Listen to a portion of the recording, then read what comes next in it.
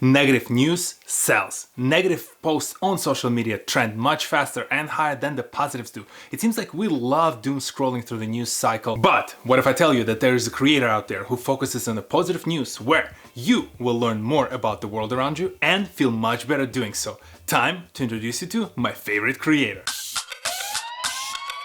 Cleo Abram stormed onto the scene with her series Huge If It's True, which is a very intriguing premise to describe the stories that can potentially evolve into something really positive for our entire world. There's a lot of very lucrative fear-mongering going on. That's why I want to bring a more optimistic point of view into the conversation. You might be thinking, you're a journalist. It's your job to be skeptical. I agree.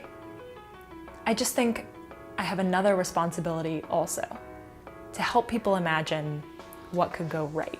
This is not only about the feel-good nature of the videos, it's about the fact that we should recognize for every negative story that everyone loves to focus on, there's 10 innovations that will drive us in a positive direction, but no one happens to be talking about them. I am actively looking for ways to help people see how they can participate in improving life for other people. I'm doing a lot of work to find topics that I think are genuinely interesting, deserve more attention, so that, you know, for somebody who is like graduating from engineering school and wants to find an area to go work in, like maybe they'll have lots of options if they watch lots of my videos. You know, there's an attention to optimistic, hopeful topics that might re-engage people with the opportunity to help others. Not every scientist is Neil deGrasse Tyson or Bill the Science Guy. They need a little bit of that polish to present their ideas, or they need Cleo to help them visualize those complex thoughts into something that will help inspire the future generation. Cleo is clearly a natural-born storyteller. She was created for this, but her ability to visualize and describe those complex ideas in a very digestible form is the result of the years of hard work. My career has taken me from being on the sort of TV development side at Vox, and then from there, making more shows with Vox. I spent about 5 years there total. I remember feeling so excited when we sold the first season of Vox's Netflix show, which is called Explained. Then my job was kind of done, but I didn't want it to be. I really wanted to go make the show. And so that's what I did. My first ever full-time job as a producer making videos was on Explained. I went as far as I could to find those early works, to see what was Cleo like early on in her career. And it's amazing to see that trajectory, that change in her style, the improved ability to visualize those stories, and the ability to retain the attention of the viewer for the duration of the entire video. This is a hard skill. There's so many platforms out there that are vying for our attention, vying for every single minute of our time. And for Cleo to figure out the way to retain that attention is an achievement of its own. And Cleo has a trick that all of us, including myself, have to learn. The idea has to deserve to be a video. And I don't mean that it has to be a better idea. I mean that it has to be visual. If you can explain to a friend on the phone the whole thesis of your idea, and they don't have to see anything, then it probably would be a better podcast or an essay. What's a real privilege in video, but also a drawback in some ways, is that you really demand the total focus of your audience for 3 to 20 minutes. And that's a really big ask if you think about how many other things people have to do and how many other interesting kinds of content there are to watch and read and listen to. So for me, when I'm thinking about video ideas, there are lots and lots and lots of great ideas, great technologies that might be incredible stories. But the question is, why does the audience need to see this one? I never thought about this until I watched this interview, and it was like a duh moment for me. So clearly a lot of you out there hopefully will learn something new from this segment alone. I mean it when I say ideas are cheap. I have a full list of probably dozens upon dozens of ideas for different kind of videos, and it's an easy part. You can continuously come up with those ideas every single day. The hard part is to figure out which idea is the most visual and the most interesting and entertaining for your viewers. How can you tell it in a way that will retain their attention through the duration of the video? And how would you still make it educational and useful so that when they leave that video, they feel like they gained something new in their life?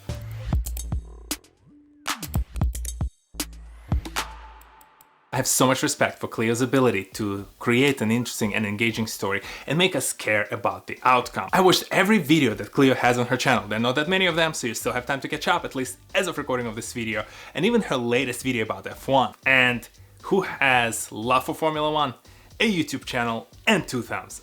This guy. I love the fact that she was able to craft a very well told love letter to the sport, which she clearly joined relatively recently, yet she was able to break it down better than people who've been watching it for decades. This is what it takes sometimes to leverage all the creative resources that you have, to leverage all that experience that you gain through others who create their own content. And once you combine it, you put it all together, you mix it in this crazy pot of soup that then results in a well-distilled piece of content. I hope this metaphor tracks. After all I'm trying to say, she's amazing at breaking down this information, and she definitely uses all the resources that the creator economy offers. Is longer form, more in-depth, like highly produced videos on YouTube. And then on TikTok, I'm just sort of constantly making and testing out ideas. So you can see me like playing with an idea where I've just sort of drawn a chart and I'm explaining that chart in a TikTok, and then the TikTok will do well and I maybe take that idea to YouTube.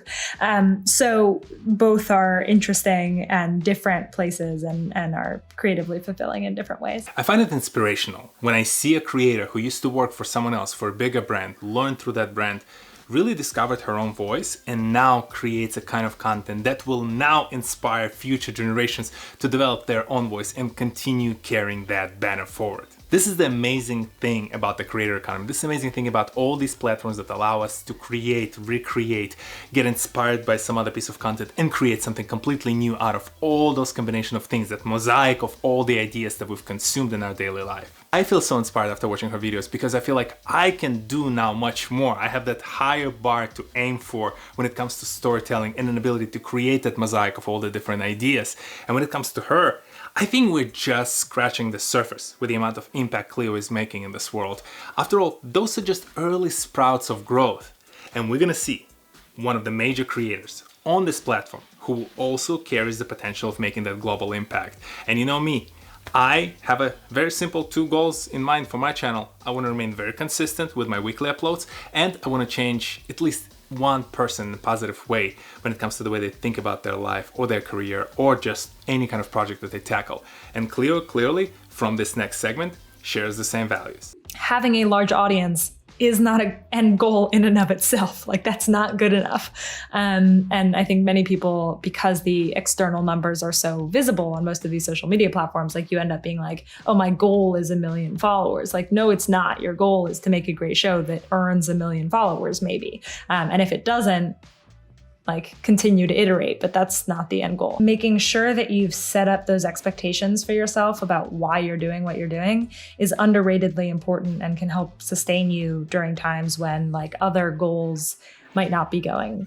Have you seen huge, if true, serious? Have you seen any projects by Cleo Abrams? And who are other creators who are leveraging the full set of the creator economy tools to tell us very interesting, engaging, and impactful stories? Share your thoughts, ideas, and their names in the comment section below. I bet you will see a lot more tools out there, and with that you'll see a lot more creators leveraging those tools to create more tools and more stories and more interesting and engaging way by which we will learn about ourselves, about the world around us, and how we can positively impact both on the personal level as well as on that global level to help everyone else around us. There's so much more happening in this space, and that's why I'm excited to tell these stories, and there's so many more stories on my channel, so go check them out. Otherwise, I'll see you in the next one. Peace.